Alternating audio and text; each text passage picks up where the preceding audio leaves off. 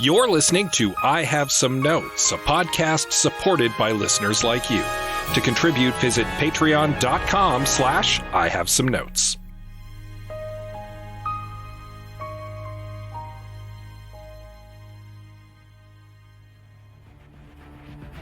Okay, I've got a good one, Scott. A movie about a dog that plays basketball. Shh, quiet, or he'll hear us. What? Who will hear? Shut up. Just shut up and stay calm. What are you talking about? Shh, oh God, he's coming. Notes! Oh my God, what is that? Shut up. Just be calm. Just take the notes. Notes! Oh no. These notes are awful. Yum, yes. Oh, yeah, it should be a Netflix series. Ugh. Notes! I have some notes!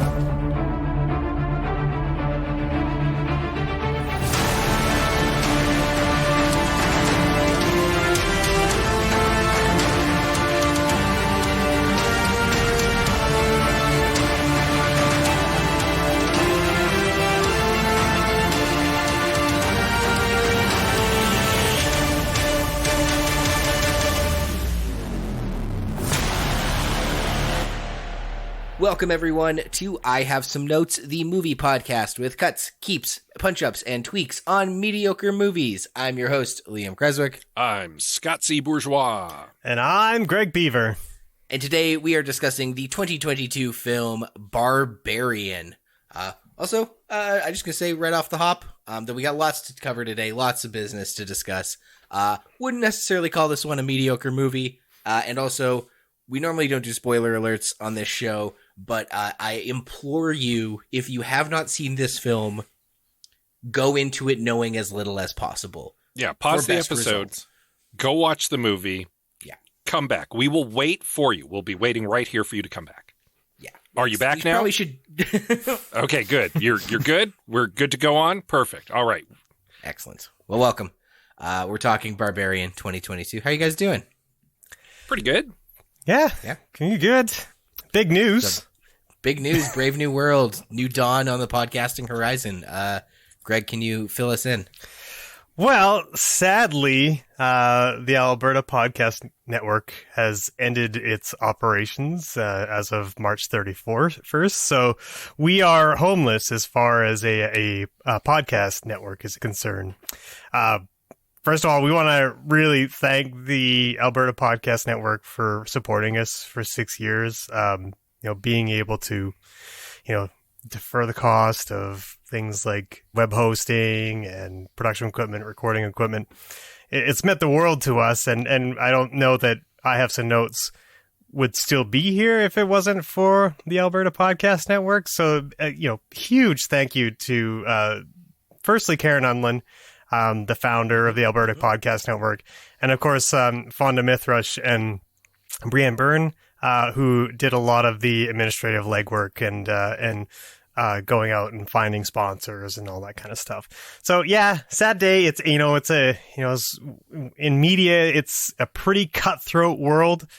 And I can't say I'm surprised that the network eventually had an expiration date. Just because, like I said, just how difficult media is out there. So, but we're certainly proud of them for helping out local podcasts for as long as they did. Yeah, their hard work not only supported projects that were already in the works, but helped spawn new endeavors and really create a community and a network for creators. And so, yeah, also just want to express my gratitude. Agreed to all of the above. I don't really have anything else to add. You guys absolutely just hit the nail on the head there. Which means that we need to find a way of continuing this little movie armchair screenwriter adventure that we've got going on here, right? We got to keep the armchair upholstered. Yes, that's right. So to wit, we have started a Patreon. And we'll hope that that some of you, if you've got a few dollars to spare, will be interested in supporting us and helping to continue, doing the same thing that the Alberta Podcast Network did for us, just helping us defer the cost of hosting. We really, we don't need that much to make this podcast run in the black. It's just a little bit, every little tiny bit helps. And if you want to do that, just head over to patreon.com/I have some notes, and you can lock in your support today. But that's not all. We're also launching a new Discord server as a new place, because Twitter is a tire fire. It sucks, and Elon Musk is a monster, much like in the movie that we're going to be reviewing in a moment. Just a new place for us to be able to gather and have fun discussing movies, and maybe do like a little impromptu armchair screenwriting when something comes out, catches your fancy, and you've got an idea for how that movie could have be made better. You can join the Discord server, and we'll be on there frequently talking about movies, and you should come join us. Yes, please do. And that is unrelated to the Patreon, though. Perhaps some cohesion between the two platforms is in the future. Yeah, and it's also worth noting that we may come up with Patreon exclusive content if we reach a critical mass of patrons, because it seems like a lot of work to add a bunch of stuff if just like 2 people sign up. The link for the Discord server will be on our socials, so you can go to our Facebook page or our Twitter page, or you can check out ifsomenotes.com, and you'll be able to navigate your way there. Yeah, if this seems haphazard, it's because it's very much a work in progress. We're new to this. Salad, where's your salesmanship, man? Don't let them know how the sausage is made. Well, especially when it's made poorly. The thing is, we're new at making sausage, and we're kind of inviting you to see it being made live. So, fair enough. Good save. I like it. But yeah, back to Barbarian. This movie, great. My second time watching it. How about you guys? Yeah, this is number 2 for me too. Yeah, I wanted to revisit it, especially just wanting to know how the tension plays out when you don't know what's coming. Still a great movie, but definitely it's one of those ones where like the first one's gonna hit the best every time. Not every time, just the first time. Yeah. I think I had even more of a good time watching it the second time around. Oh, really? Yeah, oddly enough. And maybe it's because like the climax was sort of what I took issue with the first time I watched it, and I think because I understood where it was going and what was happening, it didn't land as flat for me this time around. Not flat. Flat's not a great description of it. It was awkward. jarring or awkward or tonally inconsistent. Maybe if you want to say that. I guess, Scott, what did you think of the climax and the ending, considering it being your first time? Spoiler alert, I was totally spoiled on this movie before I watched it. So I did not get to do the thing that you just strongly recommended all of our listeners do, which is go into it completely unspoiled and have it wash over them. However, I will say that it didn't detract from the movie for me. Knowing where the movie was going allowed me to kind of appreciate what it was doing, I feel. Kind of like what Greg was actually just saying. Like, because I knew where the movie was headed, I was able to like soak in its themes and the message that it was trying to deliver to me in a way that if I was being surprised by twists and turns, I don't know that I would have been able to. So it was kind of a unique experience in that way, actually. Interesting, because I was picking up what it was putting down the first time I watched it, as well as being like, clutching my partner's hand.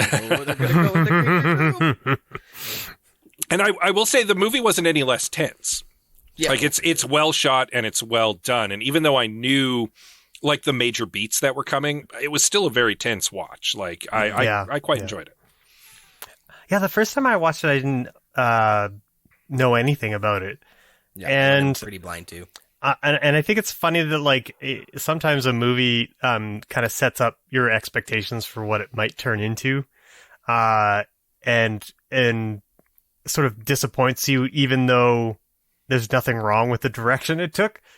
Does that make sense? Like it kind of. I was literally what I was expecting was a sort of bottle movie that was just about the Tess and Keith character throughout, because their relationship was fantastically constructed off the bat, and I loved all the subtle plays with the tension between them. That whether Tess could trust this random dude who was in what she, from her perspective, was just squatting in her Airbnb essentially, right?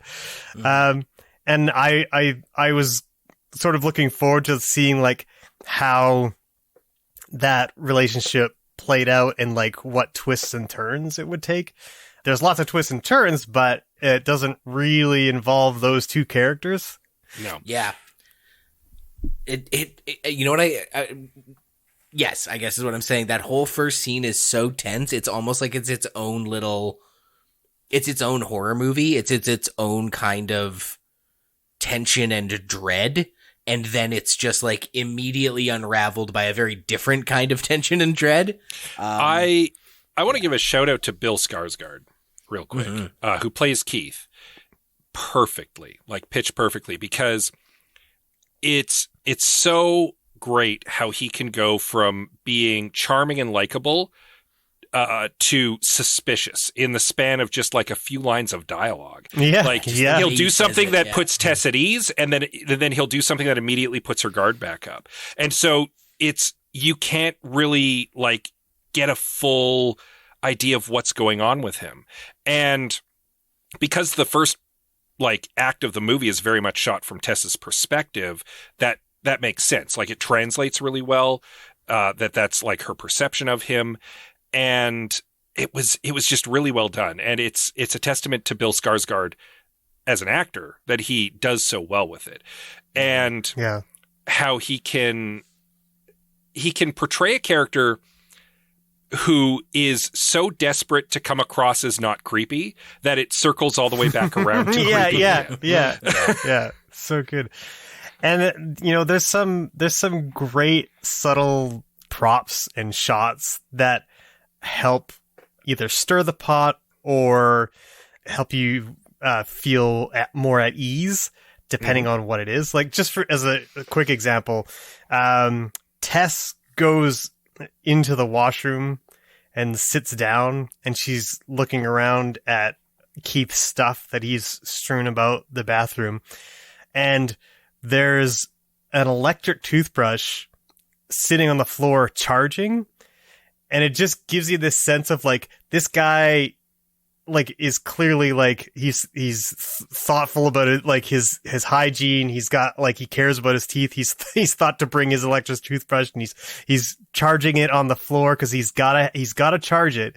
Even if he's got to be charged on the floor, he needs that toothbrush. So it's sort of like it puts you at ease that this guy's just like a kind of like a normal dude that just like, and that's all in just like one quick shot of like an object on the bathroom floor. So it's just like kudos to the writer director for paying attention to and introducing those tiny little details, because they were great.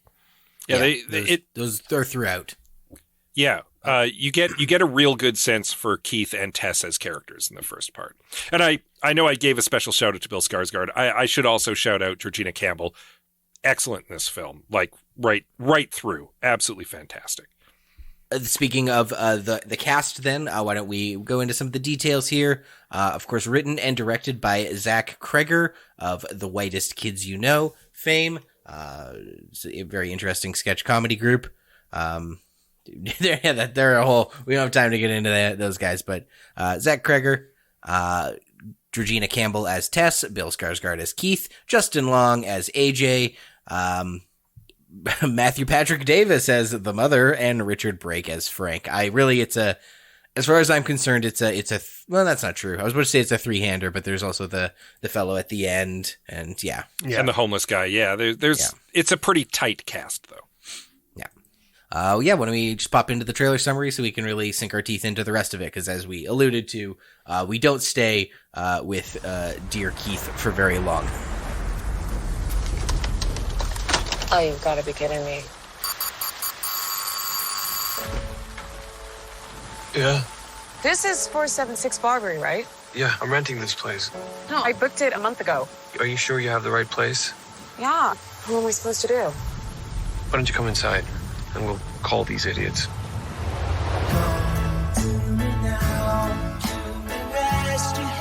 Why don't you just crash here? Oh, no. I don't know if you got a great look at this neighborhood, but I don't think you should be out there by yourself. It's dry and there's a lock on the door. By the way, I'm Keith. Tess. You take the bedroom and I'll sleep out here on the couch.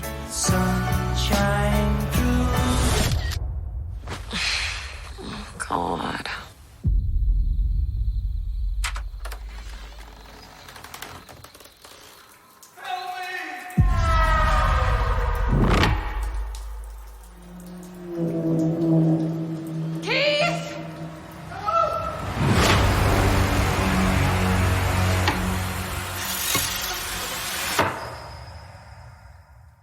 Tensions run high when Tess discovers another tenant already in her Airbnb. This suspicious man quickly becomes the least of her concerns as the two discover a secret room with a camera, a bed, and a bucket in it, connected to a network of mysterious dark tunnels beneath the house. Just as they discover what strange creature is lurking in the basement, we smash cut to AJ, the terrible but charming celebrity creep who owns the property. The suspense begins to wind up all over again. Yeah, I think that's the most inspired part of this movie is that, that first bit is really its own little horror movie. And then we are essentially introduced to this terrifying scenario that exists under the house. And then we are, regardless of the character AJ, the fact that he's, a rapist and a creep and a weird narcissistic celebrity, any character that would come in at this point in the movie, it's different because now we've got dramatic irony where we know there's some sort of screaming banshee in the basement and this guy's just gonna like dum-de-dum-de-dum wander in. It's just great utility of time. Cause I don't think if the movie had started with a person walking into the house, whether they're the owner or an Airbnb tenant going, golly geez, I wonder what's in the basement, you could get a whole movie out of it. Whereas by doing it this way, you sort of it's like you get 2 for 1. You get the tension of the, hey, there's a stranger in my house. Hey, what's in this basement? And then the second round of we know and AJ doesn't. It's brilliant. It's my favorite part of the movie was just that.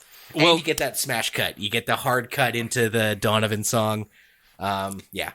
You also get a complete shift in perspective because, as we already mentioned, the first act of the film is very much from Tess's perspective and her perspective as a woman in this scenario too.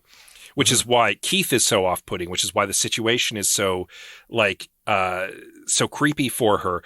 When the homeless man is trying to chase after her and warn her, she interprets it as, hostility, as a threat. And you can totally understand it. And it's very well done. And then we switch to AJ's perspective, and because he is a rich white guy, a rich, famous white guy, his attitude to the entire scenario is completely different. And it's just so fascinating to see his perspective of the exact same setup from a completely different perspective. Yeah. I think specifically their reaction to the secret room. Yeah. Not just that. It's Tess is constantly in a sense that she could be in danger. And for AJ, he doesn't sense that he's he's invincible until the danger is right in his face, right? Really eye to nipple with danger. It doesn't really sink in. Well, I think it's so great because Tess goes through, when she finds the secret room, she goes through this whole rigmarole of setting up a mirror and a light so that she can peer down the hallway to see what's there, to check to see if there's any danger or whatever. And then only after she's sort of seen that does she start to move her way down into the hallway. And it's very much the same as how she began her relationship with Keith, where she was investigating first and then slowly moving in.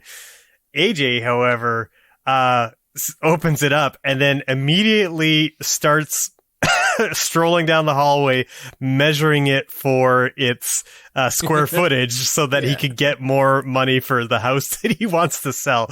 And what I love about the difference is that Tess has a conversation with Keith earlier on in the movie where she basically foreshadows that, telling Keith that you would have just barged right in, and that is exactly what AJ does, who is the predator that that Tess is afraid Keith is. So just a fantastic writing, I think. Well, and it's worth noting Keith does do that as well. Like when she informs him about the basement, it's like, we need to get out of here. There's something wrong with this house. Yeah. He's like, I, the man, need to go see it first. Yeah. And he means well, but he does exactly what she said. He blunders right into danger. Yeah. Yeah. That's an interesting take of the gendered approach to danger. I hadn't really considered that because I, on a second rewatch, really took away that this is like, we spend a lot of time with Keith, a good guy who has done nothing wrong and will do nothing wrong, but years of patriarchal bullshit has both Tess and us, the audience, in her perspectives, hackles way up, just given the context, even though Keith is an angel and does nothing wrong. And then we get AJ, who is not an angel and has done something wrong, the worst kind of man, and then we escalate to the creep in the basement and seeing that flashback to the early 80s. Getting the unhoused person's description of exactly what that guy did and what happened in that basement right near the end. And it really is kind of like a portrait of three types of horrifying masculinity. Like the one we project because it's always, kind of there because of these other two kind of creeps. And then having AJ face him directly, being like, you fucking creepy weirdo, when it's like, dude, you're not any better. I really took it as even though so much of it is from Tess's perspective, I really felt this movie was three portraits of the ways men can be terrifying. Yeah. And Alex, when we get the smash cut to Frank's story, who is the I guess the full-on rapist, is that what we want to call him? The guy that the complete monster. The titular barbarian, if you will. Yeah, sure, yeah. When we cut to him, we're in this sort of idyllic neighborhood. Everything looks beautiful, pristine. Every blade of grass is cut just so. And his town, this town that's surrounding him, I guess is Detroit, looks beautiful as well. Except that the choice of lens is this very wide lens that gives you this great distortion around the edges. So we're following Frank throughout the town, and we're getting this very unsettling view of him as we follow him into his car and stuff like that. And it's just a wonderful sequence that way. The aspect ratio switches too. It goes to, I don't know if it's exactly 4:3, but it's. I just love the contrast of that, this idyllic view, and then this, and just the choice of lens making you feel really unsettled. Immediately that this guy's no good just by the lens choice. Yeah. Yeah, it's a great movie. It's pretty good. I guess now is as good a time that any to dive into maybe where the movie goes a little sideways. And I don't know, it's funny after having rewatched this a couple times that I just didn't really feel the same revulsion to the climax as I did the first time. But that's interesting you say that, because I had the same experience. I was really soured on the last 10 minutes on the first watch, and then this time I'm like, okay, no, I kind of get it. It's awkward, but I get why you did it that way. Yeah, it does get into a pretty schlocky zone for about the last 10, 15 minutes. And the first time I watched it, I felt like that was kind of disappointing because up until that point, it had been such an excellent, meditation on, rape culture and sexual abuse and stuff like that. Like it was, it seemed to be well on its way to delivering a fairly excellent message, and not that it necessarily doesn't in the end, but I just didn't feel like it completely stuck the landing. Particularly when you get that silly jump scare when the homeless guy who's just kind of giving us a little bit of an exposition dump, when we get the mother bursting through the concrete wall and coming in to murder him, and just like it just felt like the movie had lost its creep factor at that point. Because I was gonna get you to describe what you meant by schlocky, but I think you just did there. Yeah.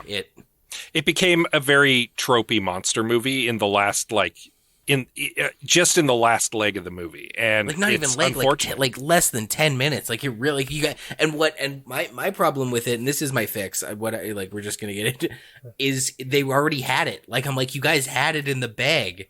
The movie could have more or less ended either when she drives the car into the mother, and or saves AJ. Maybe one of them, her or AJ, gets shot. Could have ended there. Like it really could have. And then it's just they keep going, and I'm like, you guys are ruining it. Like, stop! You did it. You don't have to. You stuck the landing. Why are you still going? Yeah, you had it. Don't push your luck. It's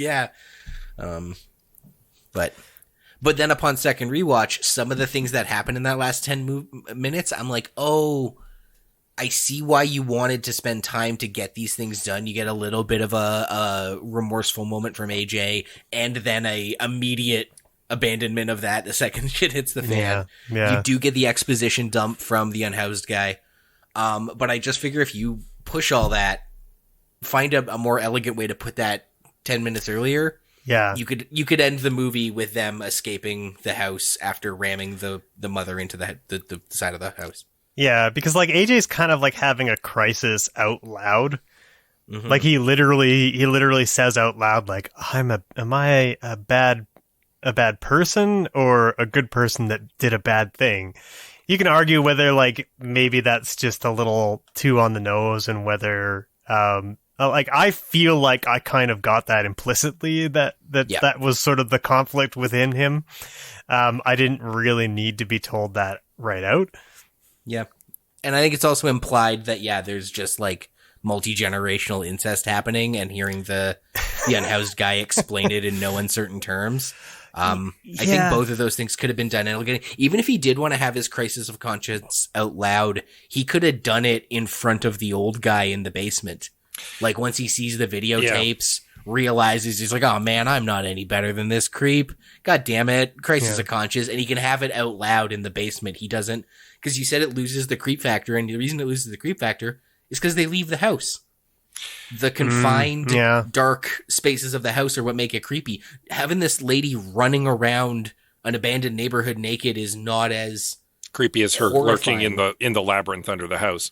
The labyrinth of it all. Yeah, the fact that there's cage holes, like Yeah, it's interesting because the movie trusts the audience to be very intelligent and pick up what the trail of breadcrumbs that it's leaving for us right up until the end, and then it shoves a whole loaf of bread in our mouth.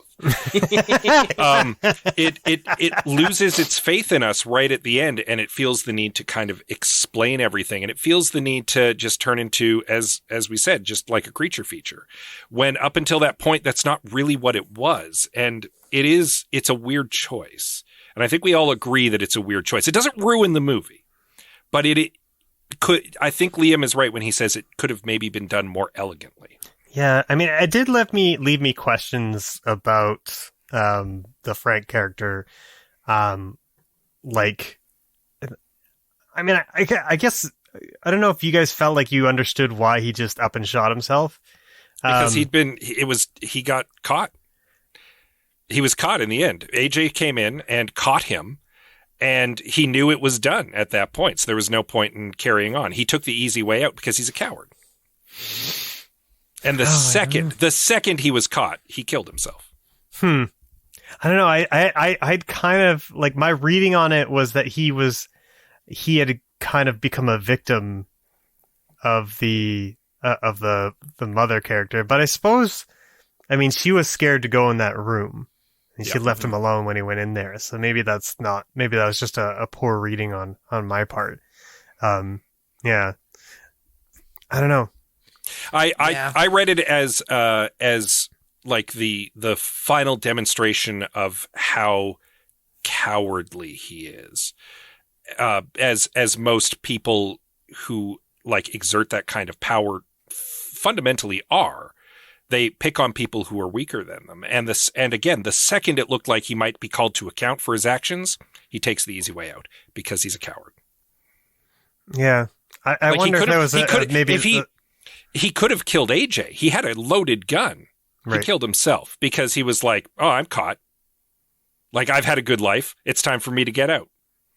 And like, it's interesting because it also means that he effectively escapes justice. Like, he doesn't get what he deserves at all, which is, again, just another poignant comment on the way that men like this get away with it. Right. He did. Yeah. For 40 plus years. He got away with it. And then he never had to account for his actions because he killed himself the second it looked like he might have to. The second he was challenged. Yeah, I buy that reading on it for sure. Yeah, it's that makes sense. I'm glad we had that conversation because that was one of the things about the film that I had not quite slotted into place. I helped you. Did the thing. And it also sounds like we quit as soon as we started talking about the things we agreed were weak. We had fixes for them. So I say we even though we kind of did it a bit, let's jump into our fixes here. We'll be right back. I'd like to get more reading done, and joining a book club seems like a good idea, but I don't know. Why not? Reading a whole book in a month, that's pretty daunting. What if it was just a chapter, say a week? That doesn't sound too bad. Still, getting together with a bunch of people, that's a whole evening. Well, what if it was only half an hour, whenever you wanted to? That would be great. The Read Along, a mini book club for your ears. Join my wife, Anita. And my husband, Scott. As we take you on a journey through a good book, one chapter at a time. Available right now on your podcatcher of choice.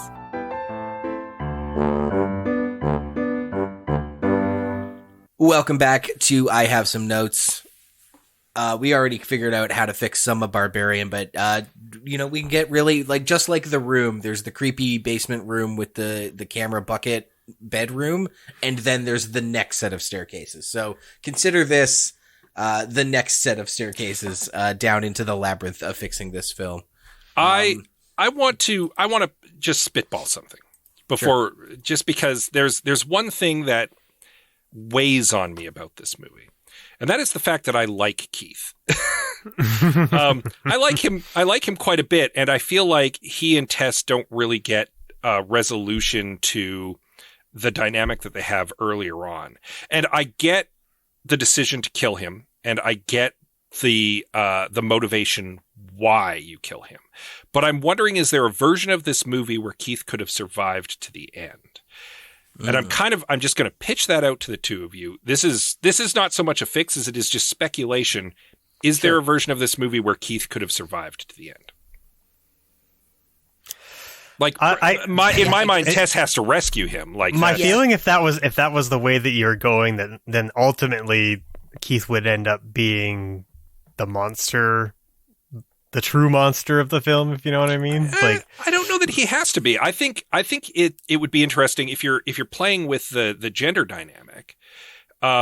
He blunders into danger, and Tess has to rescue him. Like, that's kind of the direction I think it could go.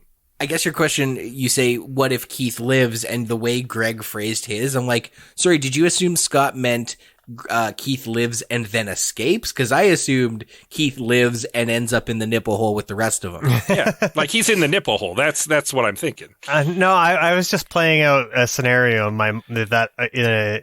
in my head about what I was expecting the movie to be when I initially seen it. Fair enough. When that initial scene is playing out, I figured what was going to happen was that we would get this sort of like slow realization that like actually Keith is a bad guy. And she's trapped in an Airbnb with a monster. And you know, suddenly we go down to the basement. We realize that like, oh, he's been up to way more. And like, like I could see a movie being played out that way, but I'm not necessarily convinced that would be ultimately the most interesting.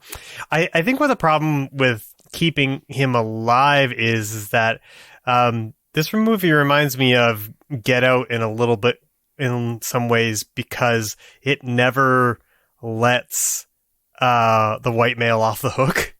Yeah. Like you're always stuck dealing with the what do I want to say here? The consequences of the power dynamics and all that kind of stuff, like the inherent misogyny of society that's sort of like baked in, right? So, like, you know, as white males ourselves, like we have to learn to deal with the fact that like that's an ever-present force that we have to keep. We have to do our part to fight against, and I think that's kind of what the movie is trying to communicate. It's like you don't get to get off the hook. You don't get the nice guy. The nice guy. You know, they usually get their head cracked open or whatever. Yeah. No, and I understand from a narrative and structural standpoint why he's doomed. I was just as an exercise wondering if there's a way we could have saved Keith. Yeah, because he is great. He's quite charming. And partly just because I wanted to see more Bill Skarsgård. So yeah. Or if that would have maybe given could have changed up the dynamic of AJ encountering Frank at the end, is like if Keith is in the mix somehow in that. I don't know. I don't know either. Yeah. Anyway, but that's pure wild, like completely structurally changing the movie, and it's not necessarily a flaw with the movie.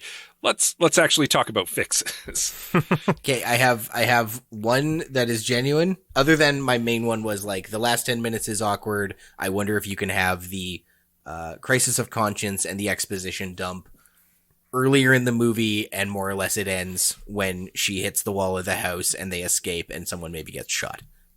There's your ending, in my opinion. That's my main fix. Mm-hmm. But we covered that in the first half. So the other one is, who is Marcus? Why is him calling her and her hanging up on him twice relevant?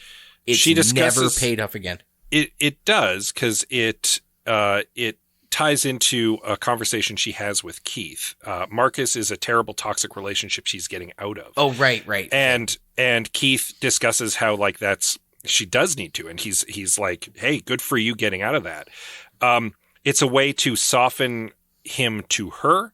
It's a way to explain why her guard is so up right from the beginning of the movie. So there is a functional reason why Marcus is there. You're right. It doesn't really get a huge payoff, but that's fair. But there's a reason. I'm also realizing I was thinking about it. I'm like, man, the Marcus thing never came back up, and then didn't check my own. Since watching the movie and recording this, I somehow convinced myself that was never paid off. And as soon as you said that, I was like, wow, that's a really stupid comment. But, sorry. So great. Great. No notes then. No, I have one other that again I think contributes to how weird the final 10 minutes is. I'm willing to suspend my disbelief that years of incestuous inbreeding creates this sort of super strong barbarian woman. I'm okay not asking questions like, what does she eat and how does she get so big and strong living in a dirty basement eating nothing? I'm willing to suspend my disbelief for that. But I lose it when she's so strong she can break through concrete and rip a man's arm off. Yeah. You know what I mean? A very strong person who is feral and chaotic, yes. a superhuman person in a movie that's been so grounded up until the very end. I really had a hard time, suspending my disbelief. We have the royals. We know exactly what inbreeding leads to. It's not a mystery. The thing. Okay, well, first of all, she goes out at night, so we can assume that she's hunting and she's scrounging in garbage and she's getting enough to sustain herself. I 100% agree that she shouldn't be like a monster. She shouldn't be just like a weird movie monster. Yeah, ripping people's arms off, surviving getting hit by a car, and then also surviving falling off a water tower. I honestly think that she should have died when she was hit by the car.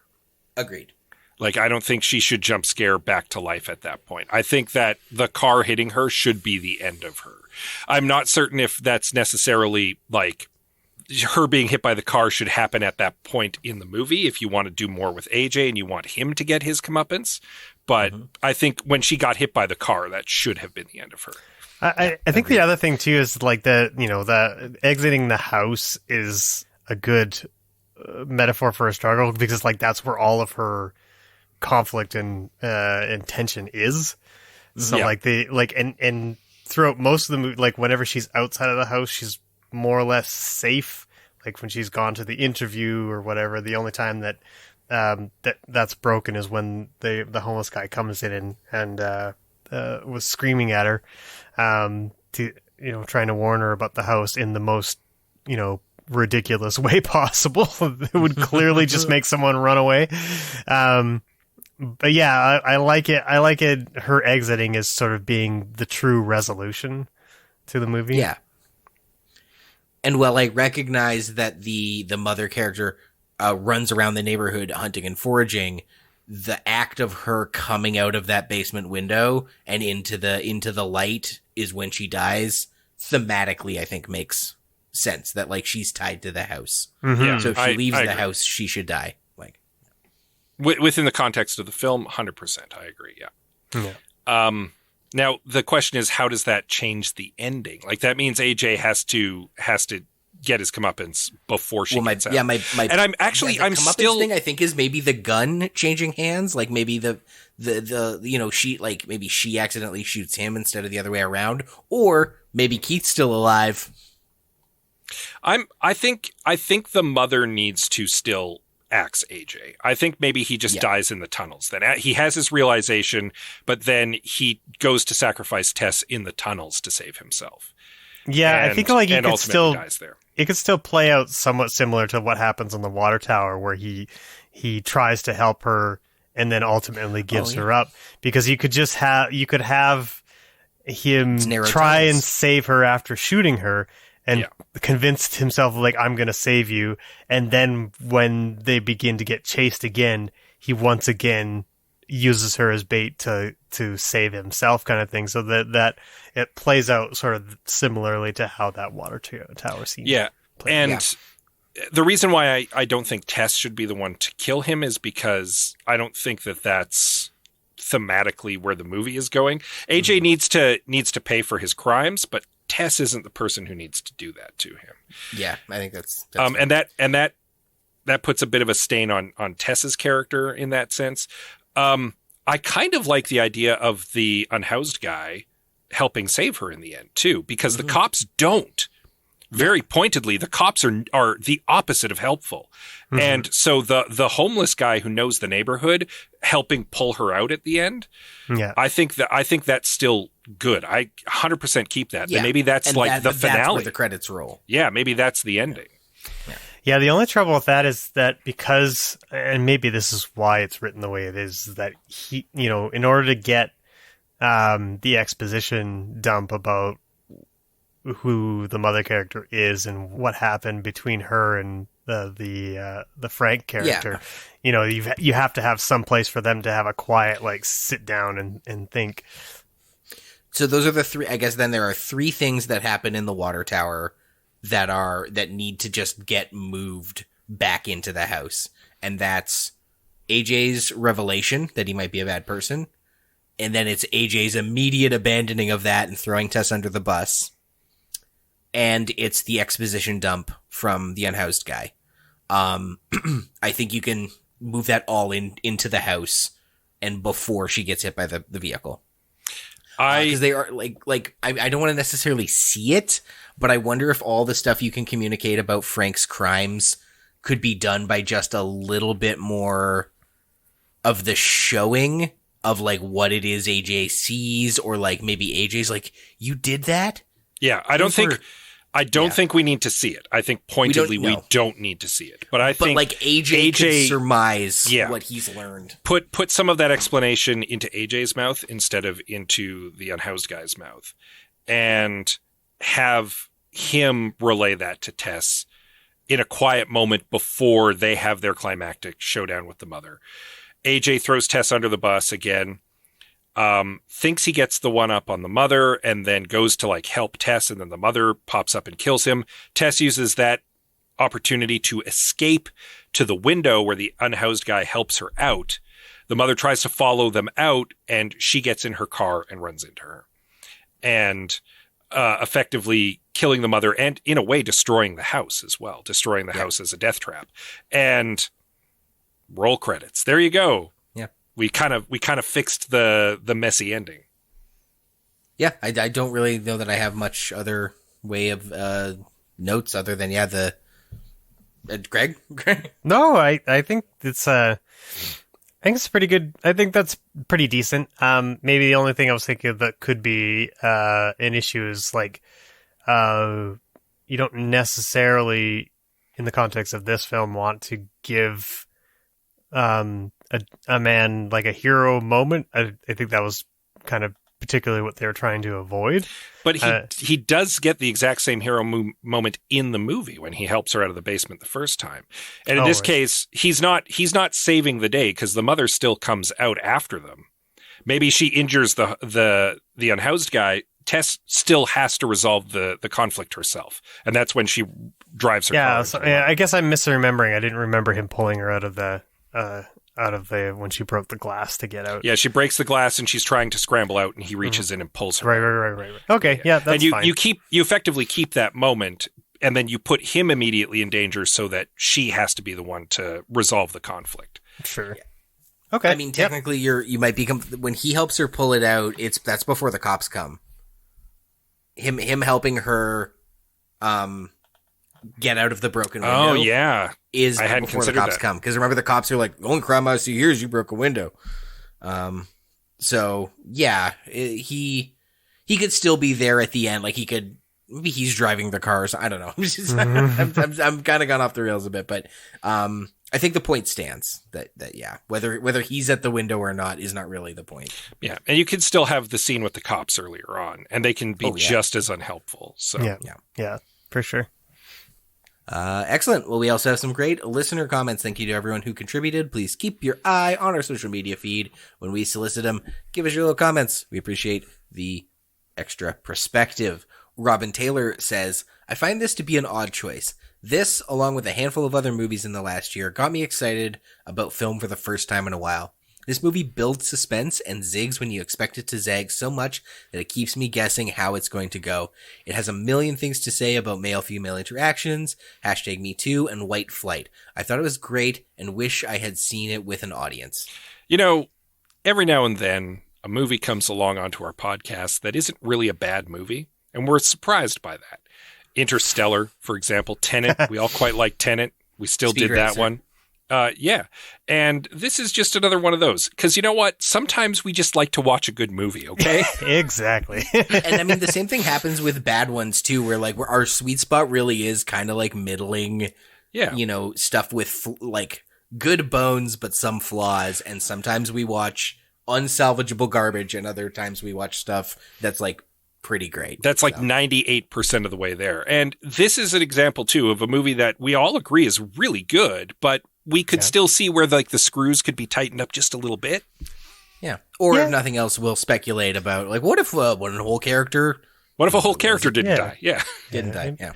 I mean, I think there's no film that exists that isn't above, examining in some way. Yeah. It's like that's the fun of it, right? And like, so even if we want to take a look at maybe a movie that is pretty successful in its own right, it's still fun to take a look and see if there's any way to zig or zag, as Robin put it. Mm-hmm.